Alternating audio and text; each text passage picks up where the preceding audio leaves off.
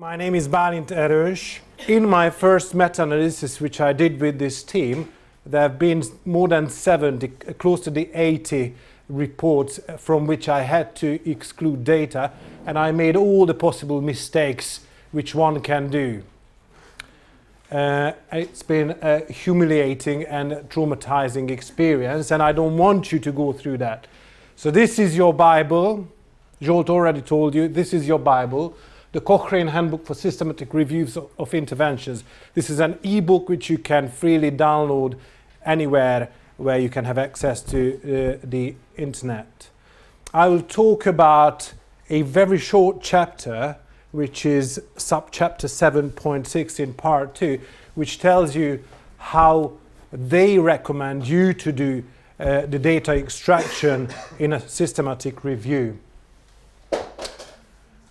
I truly believe that all stages and steps of a meta-analytical work is crucial, but I do believe this is the most vulnerable bit of the process.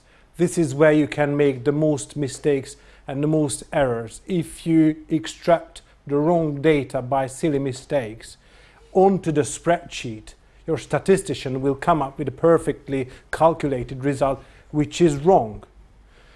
So if you do data extraction, what will you have? You will have reports of studies. Most often they would be articles. In some cases you would accept abstracts from conference proceedings as data sources. This is a very time-consuming process, and in order to avoid mistakes and unnecessary work, you will have to plan your form in advance. So what you end up is a long list of files in a folder, PDF files, of the articles you would want to go through. This is the end of the selection process, which was described in details by Zsolt. I've had 79, so I had to go through this. Number one, I made a first mistake. I was doing it by myself, but I'll talk about a little bit later on. A few words about how you should search your electronic records. You can use Ctrl F. It is suggested that you use Ctrl F to find your outcomes. Sorry, I keep moving because that makes me less anxious. So anyway, so you can use electronic search, but it doesn't replace reading all of the article. Okay? I would have liked to give you a few examples why it's good. So you can use electronic search for the keywords, for the outcomes you are interested in your electronic documentation. Therefore, I suggest, if there's any way, you get an electronic copy of the report you want to use in your review and not a scanned document, because you won't be able to use this feature in that. Also, I mean, you can't read this. I can read it on the screen, but you can't read this even on the screen. So sometimes photocopied documents are not good enough to extract data from. Number two, if you've got an electronic record, you can highlight something. You can put notes on it. You can put sticky notes on it. You can, highlight areas or even tables in it. And when you have done it, you can say you're approved. I suggest that each data extractor, finishing upon data extraction, should or doing the data extraction, should use this feature of the electronic reading systems.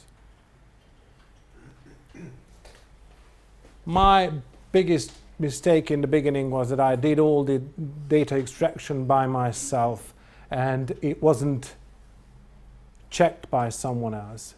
Cochrane Handbook suggests that there should be at least two independent data extraction parallel from all records. So I team up with someone and she or he looks at the 70-something records and I do look at it, and then we look at both extracted data.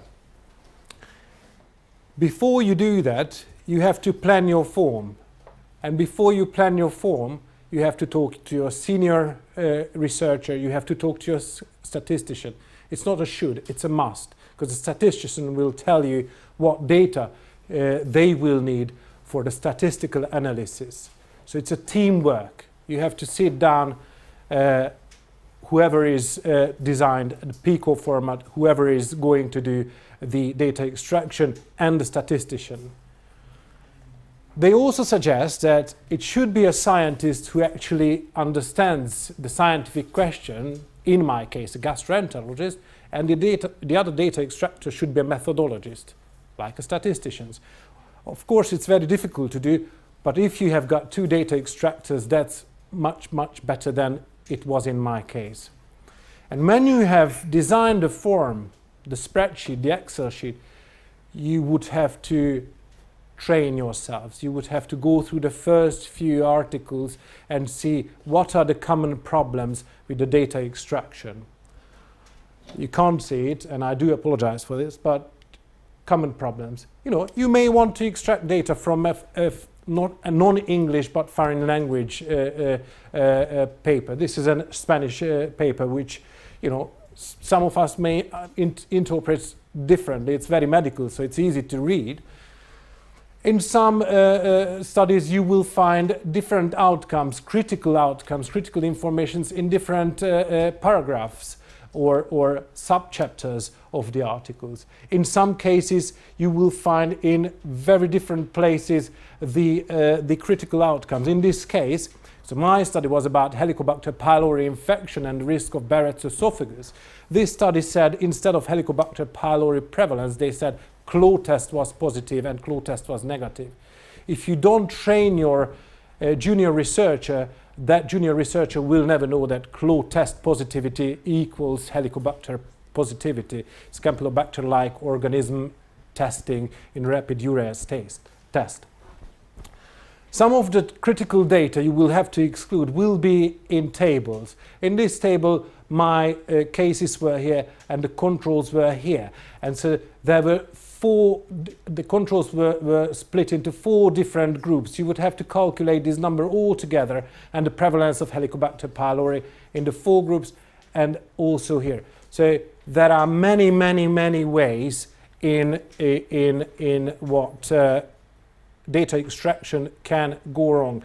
Another case here is that they simply said cases 260 and then Helicobacter pylori positive is 62%. But if you calculate the number here, negative and Helicobacter pylori positive and negative cases, you just realize that not all of the controls would have had Helicobacter pylori testing. So the number of controls on your spreadsheet will not be this one, but the sum of these 2 numbers. Same for the cases. Sorry for the quality of image.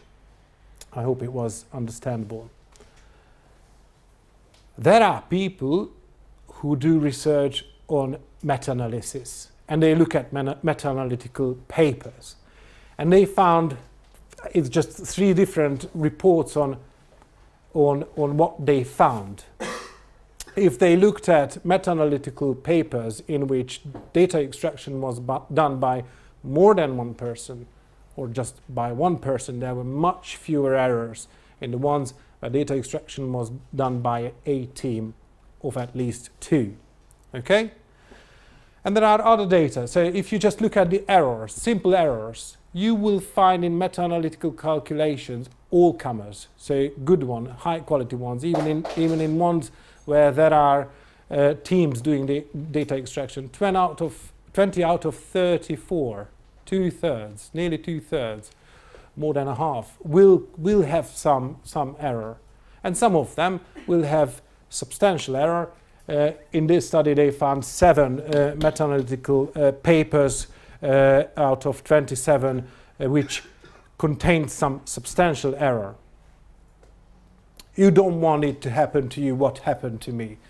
I completed my work, I wrote it up, and I sent it off to a very good paper. And I got back the review saying, your data extraction process is flawed. Please do it all over again. Why? My meta-analysis was an updated meta-analysis. It was an updated meta-analysis on one which was published in 2012, containing 50 records. Out of that 50, probably 47 was shared with my meta-analytical work, which contained 70-something. And they didn't do anything. They just looked at their forest plot and mine, and they realized that, you know, Johansson 2007, odds ratio 227. In mine, Johansson 2007, 1.7. And we worked from the same, you know, report, the same article. The others are examples of that. You know, a simple and silly mistake. Same year for the same author who has published 3 different articles in 3 different years. I didn't realize that, but it went on to the forest plot from my flawed data extraction Excel spreadsheet. You don't want that to happen. This is embarrassment, and I am lucky enough for them to say, you know, do it again. They could have said, this is wrong, you're not allowed into this paper. And I was, so I'm happy. It has been since published. So following that came a nervous breakdown and utter chaos. And this is just, you know, you can't see it again, but a lot of printed out sheets of forest plots of mine and the previous author trying to find out what happened. And this should not happen to you. And if you do it well, if you plan it well enough, you will not go, you will not get into this trap. So all forms should be pilot tested. You may find some data information superfluous which you put on the first version of your data extraction sheet, and you may find out when you are doing the pilot testing that there is some crucial data missing from that form. What must be on the form, and I encourage you to put it all on the form, is the main characteristics of the reports and the main outcomes, the critical outcomes you would like to do the meta-analytical calculations on, and the risk of bias assessment items. Later on, George will tell you about the importance of that. It may need to repeat the pilot testing if it's a large piece of work and if you've got a huge Excel spreadsheet with a lot of columns and a lot of rows. You can't see again, well, what's on the screen, but as Sandra told you, we've got an Excel spreadsheet. This should be a perfect spreadsheet when you hand it over to the statistician to do the meta-analytical calculations. You don't want to go back to repeat this data extraction or correct this Excel spreadsheet. First column is the author, second column, year of author, third column is the type of study you get the data out from. You will have your number of controls, number of cases there, and the critical outcomes you would want to know. So in my case, it would have been one of the critical outcome columns would have been Barrett's esophagus. One of the other ones would have been cases or controls. The third is prevalence, Helicobacter pylori prevalence in the Barrett's and Helicobacter pylori prevalence in the controls. I couldn't put all my Excel spreadsheet on the screen because there would have been more than 20 columns and more than 70 rows, okay? You can put anything on this data spreadsheet which you believe is important from your research point of view. Outside the critical data. I created 2 columns at the end which contain free text, important observations about the study, limitations of that particular study. It may be a very useful tool to use when you write up the limitations or when you write up the strengths of the article and mainly the discussion. So what I made, big mistake, I found out that I had to do quality assessment once we have done the data extraction for the meta-analytical calculation. You don't want to do that. Why would you want to read 70-something or 20-something articles twice? It is enough once. And you can extract the critical data about your study, plus the quality assessment data, which you won't need to use in the meta-analytical calculation, though. Things can go wrong even if you plan, even if you train, even if you replan, even if you retrain, okay? There have been a few attempts to say that data extractors should be blinded of what article they extract data from. Luckily, the handbook doesn't recommend it, and there's not much point in it, okay? So this just shows that how many versions of the same Excel spreadsheet I had on different dates when I realized that something was going wrong. And it expands over 3-4 months. So you can have a lot of troubles with poor data extraction methodology. But it was a very steep learning curve. Do you know this story? So Newsweek and Time, huge magazines, weekly magazines in the US of A, and they came out with the same story on the same week with the same front cover on Bruce Springsteen. Different angles of the story, but basically the same research topic. Does it happen in medicine? It does. And you will have not duplicate reports what Zsolt told about, but reports from the same team on the same population or on the same clinical problem which overlap. What should you do with that? Is it, you know, I may learn from Time that he went to a very good school and he has got 2 kids, and I may learn from Newsweek that he has divorced 3 times, and I may be interested in both information, so I don't want to discard any of them. I have to collect data from both of the articles. Same goes for your scientific reports. You have to make a decision before you do the data extraction what strategy you're going to use. Are you going to put the same data in the same row on your spreadsheet, or will you create different rows on the same topic for the different reports in your spreadsheet? The choice of strategy will depend on what you have to deal with. If you have got a full text article and 3 different abstracts, it's probably wise to say you can just discard the abstracts and you won't need to go through the data extraction from them. In some cases, it may be, however, useful.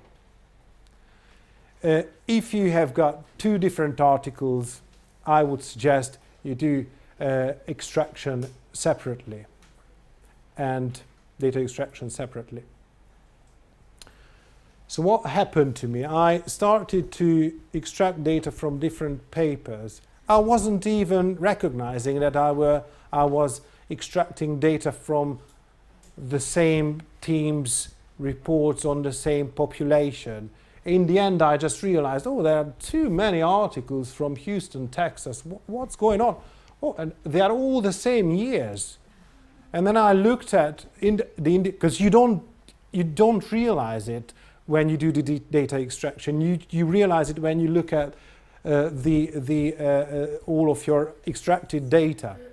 And what I had to then make a decision on, or what we had to make a decision on, which one should I use? And so I made a strategy of choosing the one which contained the highest number of cases and highest number of controls, because you would and covering the longest period of research.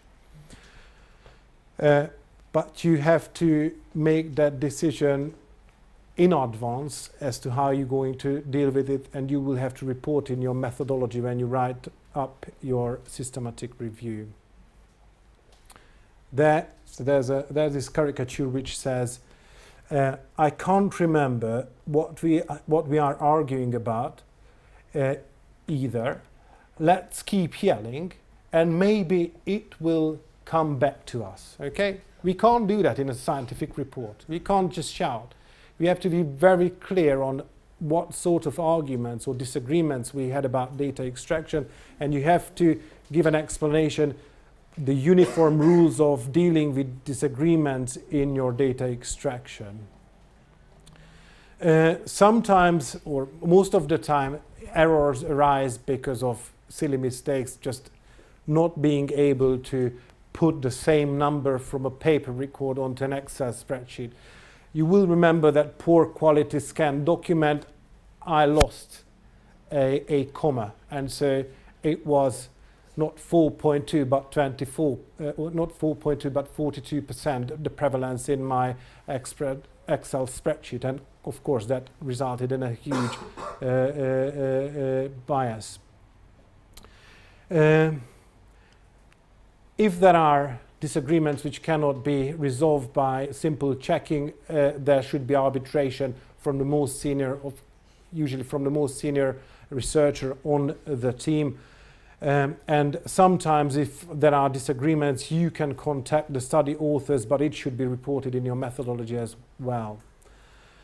I don't want to detail much more on the resolution and the presence of disagreements, but you have to be aware of that. It may be a problem during data extraction. You have to bear in mind that you want a reliable data extraction throughout the process.